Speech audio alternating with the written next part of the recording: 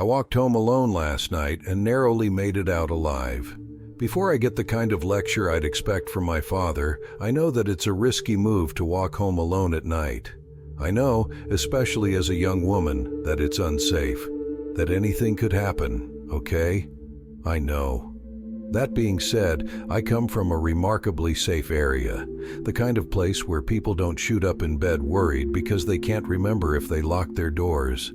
I've stumbled home drunk more than a few times myself, only to discover my keys long forgotten in the lock outside the next morning. Nobody really worried because nothing bad really happened here, not until a few months ago. Up until now, it wasn't actually considered that dangerous to walk alone after dark here. I did it pretty often myself. I don't have a car, and the public transportation system here is basically non-existent. I'm saving up to finally get myself a vehicle, but it's a bit of a vicious cycle. I can't afford a car and the relative safety it would afford me, so to get one, I have to work. And I'm a bartender, so that means working late shifts. There's been a recent spate of killings in my town, the first of its kind, really. We've seen a startling number of victims who've all met their end at the hands of a frenzied knife attacker over the past few months. And the murders are all brutal beyond belief. The victims are stabbed to the point of death, and then some past the point of recognition. Complete overkill. First it was one murder every so often, but now sometimes multiple victims are found after a single night. All of these people were simply going about their business as usual, walking home after dark from work or a friend's place or the store. Many of them died just yards from the safety and comfort of their homes, some mere steps away from their front doors. We've been forced to confront the fact that we almost certainly have a serial killer on our hands. With all of this weighing heavy on my mind, I guess you'll all understand why I was terrified to find myself out on the street hours past nightfall and out of options. Surprisingly, I wasn't leaving a shift last night that I can plan for, and I actually have started carpooling with my co-workers over the past couple weeks, after realizing I was either out or working a startling amount of the nights when the killer added another victim to his count. I figured I needed to take these extra measures to ensure my safety. I was actually leaving my boyfriend's, well, ex-boyfriend's, house late last night after we got into a huge fight. It started with the same old stuff. He's incredibly jealous, aggressively possessive. Despite my being faithful for the several years we've been together, he's never learned to trust me. He's always going on and on about my phone, insisting that if I don't respond to him, then I must be cheating. He was drunk, belligerent, and he wouldn't let it go last night. He pointed out several recent windows of time when I should have texted back, failing to realize that because these instances were in the middle of the night, I was either working or sleeping like any other normal person. The fight started at around 2 a.m. and ended over an hour later. He seriously broke my phone, then kicked me out with no way to call for help. I had no cash on hand and no way to call a cab anyway. The buses had stopped running for the night, and the walk to the nearest bus stop probably would have been longer than the walk back home. I was drunk and alone and scared and helpless. I briefly considered knocking on a neighbor's door, but stopped myself. I didn't want to make a fuss. I could just walk home on my own. It wasn't a big deal. It'd only take me about 15 minutes. After all, I'd done it plenty of times before. With a renewed, or feigned, more likely, sense of courage, I plodded down the steps outside my ex's house and onto the sidewalk. I tried desperately not to think of the serial attacker, but it was no use. I couldn't silence my thoughts about what scared me most about the maniac, his preferred victims. It was his lack of preference that worried me most, actually. It sounds horrible to say, but in that moment, I couldn't deny the thought. If he only went for a certain kind of victim, like petite blonde girls, I'd have felt safer. As I continued my walk, I thought back on all of his victims, realizing that there was no common thread that could stitch his choice of victims together. There was no neat box that I could categorize them in, all in the name of making myself feel safer. Even more horrifying still, several men had fallen victim to the killer. Big men that sure as hell put up a fight, yet stood no chance against such vicious knife attacks. Chillingly, such a variety in victims communicated one thing to me, and as I turned down the next street, about halfway through my walk, then, the message was suddenly loud and fucking clear. His motives to kill didn't come from the normal things I'd expect. He didn't hate his mom. He wasn't angry at his first girlfriend for leaving him. He wasn't killing a specific type of victim to live out his fantasies of vengeance against those he'd felt had wronged him. He killed for one reason and one reason alone. He loved to do it. With this realization, I found myself walking at a brisk pace, much quicker than usual. Before the onslaught of brutal killings, I used to enjoy my walks home, used to savor the quiet of the town after dark. It used to feel like the world belonged to me, like everything had slowed down for my enjoyment alone, like I was the only person left on the planet.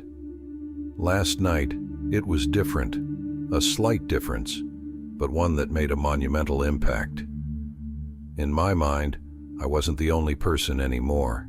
Instead, it was just me and the knife-wielding fiend, hell-bent on my destruction, just the hunter and its prey. I tried to silence these thoughts, tried in vain to reassure myself that we hadn't seen an attack in a little over 2 weeks. For a few moments, these internal reassurances actually worked. Perhaps it was the buzz I still had going. I felt myself start to calm, though I remained vigilant. I had to be. My senses were on high alert so that I wouldn't get caught off guard. It was probably because of this heightened vigilance that I heard the sound from behind me, the first sign to prove that I was as far from alone as I feared. Before I'd even registered the disturbance, my head whipped around instinctively to look back over my shoulder. It was hard to see at first, but once I saw a quiver of movement in the distance, my stomach bottomed out and hit the ground. There was a man behind me, dressed head to toe in black. He was walking quite quickly himself, with purpose, and I wasn't about to stick around and find out what exactly his purpose was. I felt frozen in place for a moment, but once my body caught up with me, we were on our way further down the street. I was only a couple blocks away from my house at that point, and my feet carried me as fast as they could, but my shoes were uncomfortable and I found it hard to move. I could still hear him shuffling along behind me, his footfalls coming at a disturbingly fast pace. From the sounds alone, I figured I'd hardly expanded the gap between us. He was in quick pursuit. I wagered a second glance over my shoulder. Big mistake. Like some true horror movie shit, I toppled over. Reflexively, I threw my hands out in front of me so that my palms made harsh contact with the paved sidewalk. I knew I had to get up though, because his steps were growing much louder. I began to panic as I realized that this not only because he was closer to me, but because he'd started to run. Fast. Adrenaline surged through me, urging me to scramble to my feet and get home, or at least to get help. I don't think I was even in control of my body anymore. I'd relinquished all operating power to my most basic, primal self, commanded only by the will to survive. I figure this must be true, that I must have set all cognitive processes aside in favor of escape and survival, because I startled awake this morning, at home. I woke up in bed, naked, hungover, with a foul taste in my mouth that took a few times brushing my teeth to get rid of. I'm a little worn out, but I'm safe. I don't look much like I was in a fight for my life, just some scrapes and bruises here and there. My fingernails are surprisingly dirty, with some substance caked underneath them, probably dirt from when I fell. It's hard to say exactly what happened, though. The adrenaline rush that came over me was so powerful that I have only a hazy recollection of the entire night. That, of course, in conjunction with the alcohol. My survival instincts must have carried me those last few minutes until I burst through my door. It was a close call for sure, but even closer when I opened my laptop to a news alert. Apparently, a morning jogger found a man's body, another victim of the killer. There are few details available now, but he was found on the same street I'd been pursued on last night, likely to have been killed near the same time I'd escaped. One of the detectives on the case reported that he expected an identification to be difficult, seeing as the victim had been nearly ripped to shreds. Like I said, I don't exactly remember what happened last night, but I'm comforted by the fact that I was so close to death, but that I made it home safe. I'm exhausted, and I certainly look a little rough, but I'm okay. And that's something to be grateful for, don't you think? I lived in an apartment by myself right after high school when I was about 19 years old. I had lived there for about a whole month when something truly horrifying happened. My front door was locked, top and bottom locks. I'm sitting in my living room watching TV when all of a sudden I hear keys going into my door locks, and I see the locks physically start to turn. My body froze completely and my heart sunk into my chest. I did not have maintenance or anything else planned, nobody to come by and visit, etc. The door swings open and I see an older Asian man with bags of clothes and a few boxes.